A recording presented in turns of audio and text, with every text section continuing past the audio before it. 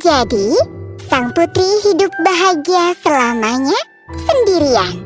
Ingat anakku, kau tidak harus menikah.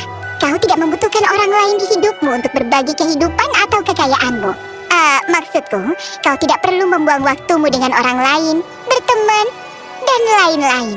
Yang kau butuhkan hanyalah dirimu sendiri dan ibumu, Ember. Di zaman saat anak-anak diajarkan pentingnya cinta dan kebersamaan, Putri Cynthia diajarkan untuk memandang rendah semua orang. Putri Cynthia telah kehilangan ibunya saat masih kecil. Jadi, Ibu Ember merawatnya dengan kepentingan egoisnya sendiri. Ibu Ember ingin Putri Cynthia memandang rendah semua orang, terutama laki-laki, sehingga dia tidak akan menikah dan warisan kerajaan tidak akan dibagikan.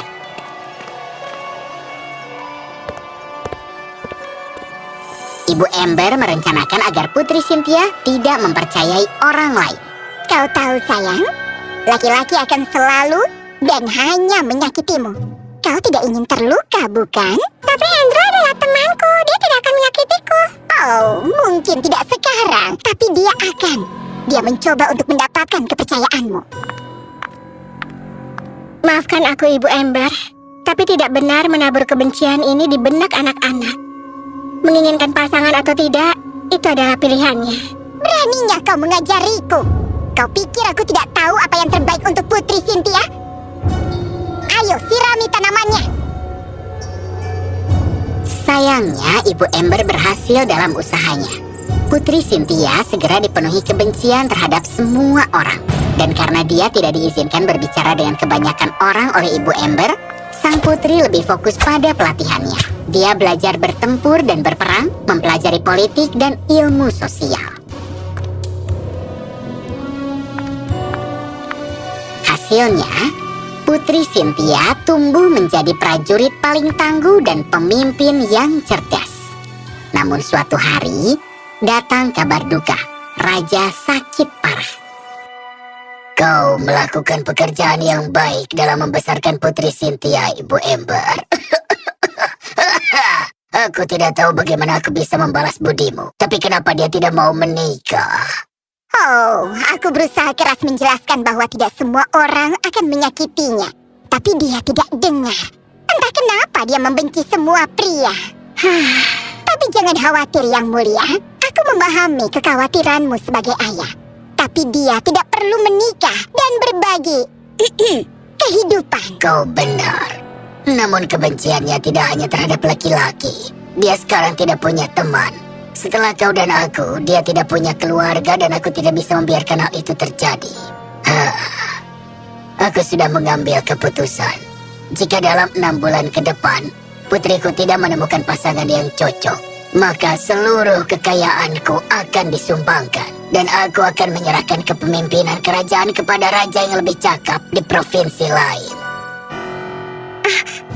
Ayah bilang apa?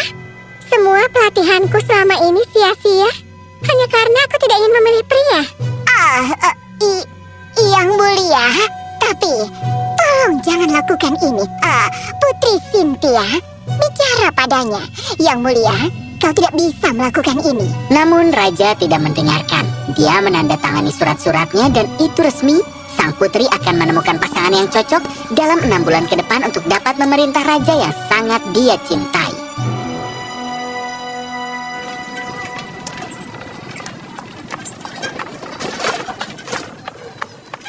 Para hadirin sekalian, Putri Cynthia sedang mencari pasangan yang cocok.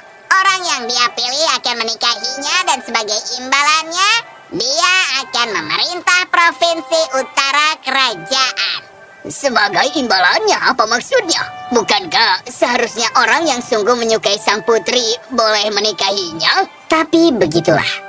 Kebencian putri terhadap semua orang diketahui semuanya. Ibu Ember sudah khawatir ketika tiba-tiba... Siapa kau? Siapa yang mengizinkanmu masuk? Oh, namaku Gabriela dan aku datang dari jauh untuk mencari pekerjaan. Apa semuanya baik-baik saja, Ibu Ember? Putriku yang rendah hati. Putriku, yang mulia, merupakan suatu kehormatan untuk bekerja untukmu. Oke. Tapi suaramu terdengar sedikit berbeda.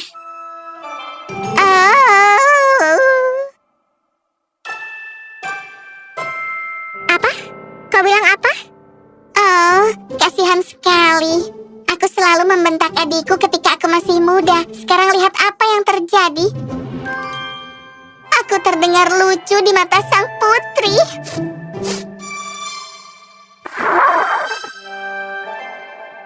Bukan itu maksudku. Seseorang hentikan dia. Bawa wanita ini menghadap raja.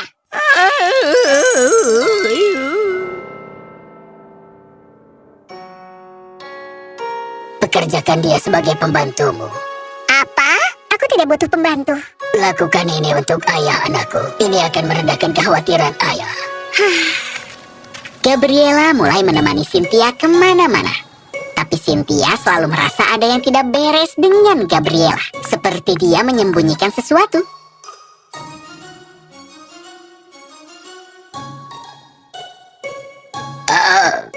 Ups.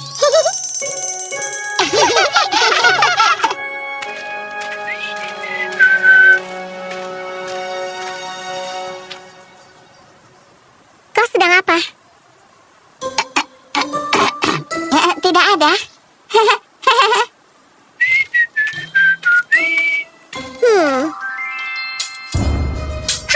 Haiya!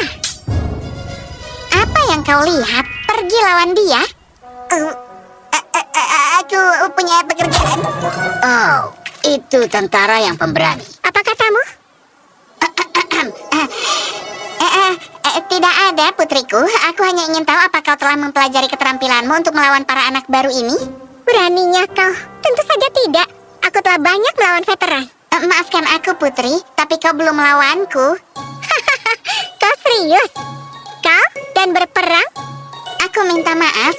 Aku pikir kerajaan ini dipimpin oleh istana yang liberal dan bijaksana yang menganggap semua orang setara. Atau mungkin kau tidak percaya bahwa wanita lain bisa berperang? Aku tidak. Maksudku, bukan itu maksudku. Kau benar. Coba kita lihat kemampuanmu. Dan pertempuran pun dimulai. Haya! Tapi dalam waktu singkat, sang putri kalah. Putri tersesat? Tidak. Bagaimana ini bisa terjadi?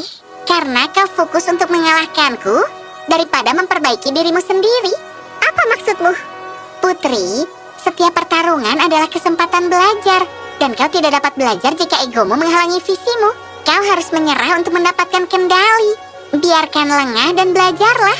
Aku tidak perlu mendengar ini darimu. Aku hanya belum siap. Ayo mulai lagi.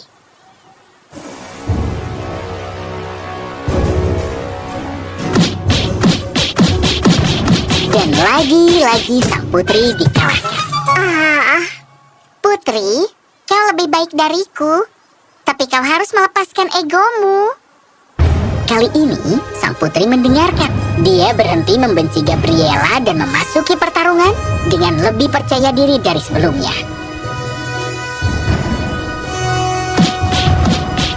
Dan dia menang. Kau lebih tangguh dari yang terlihat, Gabriela. Aku seharusnya tidak meremehkanmu. Dan terima kasih telah memberiku pelajaran berharga. Aku mengerti apa yang kau maksud dengan menyerah untuk mendapatkan kendali. Dan itulah awal persahabatan mereka. Putri Cynthia mempercayai Gabriela dan kebijaksanaannya. Tapi Ibu Ember tidak mau menerimanya. Cukup! Aku harus menyingkirkannya. Dan itulah yang dia lakukan. Keesokan paginya, Ibu Ember meyakinkan istana bahwa Gabriela mencuri mahkota dan permata kerajaan dan sekarang dia hilang. Tapi asistennya mengatakan yang sebenarnya kepada Putri Cynthia. Aku tidak akan menyalahkan kau karena tidak mempercayaiku, Yang Mulia. Ikuti Ibu Ember malam ini ke dalam hutan dan kau akan melihatnya sendiri.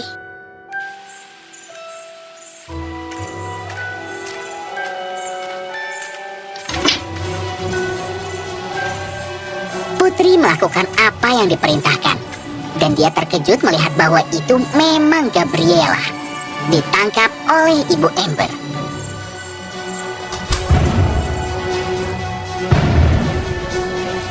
Beraninya kau. Wow, penyelamatku. Putri, lihat, aku menangkap pencurinya. Jangan berbohong. Kau penjahatnya di sini, bukan Gabriela. Aku sebenarnya tidak ingin melakukan ini, tapi kau tidak memberiku pilihan. Orangku akan menanganimu. Setelah melawan para penjahat, Putri menyelamatkan Gabriela dan menangkap Ibu Ember dan para anak buahnya. Tapi saat berbalik, Gabriela telah pergi. Keesokan paginya, seluruh kerajaan berkumpul di istana. Aku menjauhkan Putri Cynthia dari semua orang, dan aku setuju bahwa aku berbohong padanya. Tapi semua itu hanya untuk melindunginya. Cukup kebohonganmu, Ember. Kau pikir aku tidak tahu tentang keserakahanmu terhadap kekayaan? Itu sebabnya aku memanggil Gabriela ke sini untuk mengungkapmu. Apa? Iya, nak.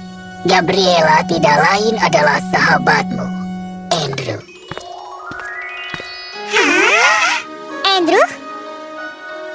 Ibu Ember telah menyuruhnya pergi ketika kalian berdua masih anak-anak. Aku bertemu dengannya beberapa tahun yang lalu dan melindunginya.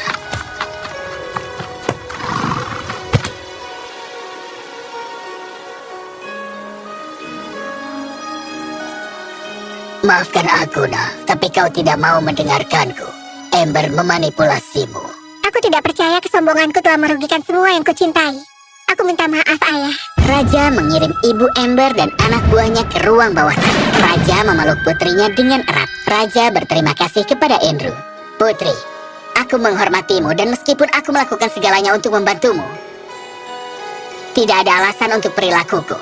Mohon maafkan aku. Hanya jika kau mengajariku cara bersiul. Di dunia yang penuh liku-liku, putri kita yang berlatar hidup bahagia selamanya sendiri memiliki alur cerita yang cukup menarik. Dia menemukan ada lebih banyak cerita ketika kau membiarkan seseorang membaca yang tersirat darimu. Ternyata sendirian itu bagus, tapi duet juga bisa mempesona.